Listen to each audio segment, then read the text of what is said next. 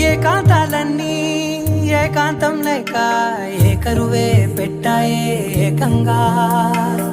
సంతోషాలన్నీ సెలవన్నది లేక మనతోనే కొలువయ్యే మొత్తంగా.